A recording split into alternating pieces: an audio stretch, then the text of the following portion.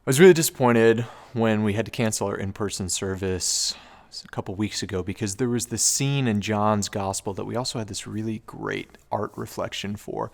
It's recorded in John chapter 4, and it's the scene where Jesus has this really famous interaction and dialogue with a Samaritan woman. Now, this was a really big deal, first of all, because in Jesus' day, in the first century, women were seen as pretty low on the social status ladder. Women and children were not seen as highly as they are today. She had another strike going against her that she was a Samaritan. Jesus was Jewish by his ethnicity, and Samaritans were seen as, couldn't even say second-class citizens. They were low on the status, the hierarchy status, and they were incredibly low. So she had two strikes against her. So Jesus' disciples were shocked that Jesus was even having a conversation with a woman, and a Samaritan woman at that. And as we know from this conversation, Jesus speaks into this woman's life, telling her things about her life that he should have no natural knowledge of whatsoever. And it catches her off guard. She realizes that not only is Jesus a prophet, but as Jesus shares with her that he's not only a prophet, but that he's greater than Jacob, who the Samaritans saw as one of their patriarchs too. She sees in this interaction with Jesus that Jesus gives to her waters of life that will not leave her thirsty. And she's so transformed by the experience that she goes and tells the rest of the people in the town.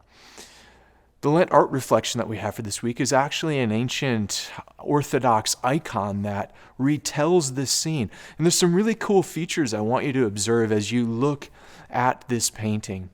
The first of which is you'll see behind Jesus, you'll see the disciples standing at a distance, right? Trying to figure out, what is Jesus doing? Why is he dignifying the Samaritan woman with a conversation?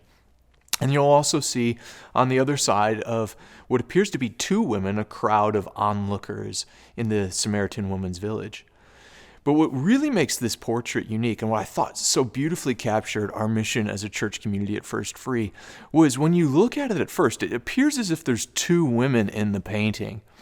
But upon closer inspection, you realize this is actually not two women, but it represents the transformative journey of the singular Samaritan woman. We see her next to Christ and next to a well that's shaped like a cross. She gets the water of life that sets her free from thirsting for all these other things in the world. But she doesn't just stay there. She didn't just stay in that place. The second woman we actually see pictured is still the Samaritan woman. And now she's leaving that place and going and telling the people in her community about Christ and inviting them to come and receive from the waters of life. Now, according to church legend, we don't know this is for certain or not. According to some myths in church history, we can't affirm or deny.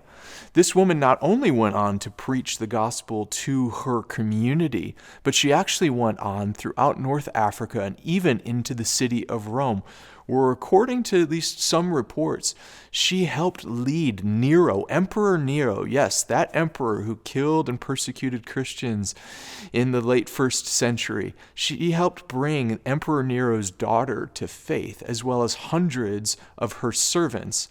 Well, what did that get her? According to church legend, that got her executed by Nero. I thought this was such a beautiful picture of what a life looks like that's been transformed by Christ.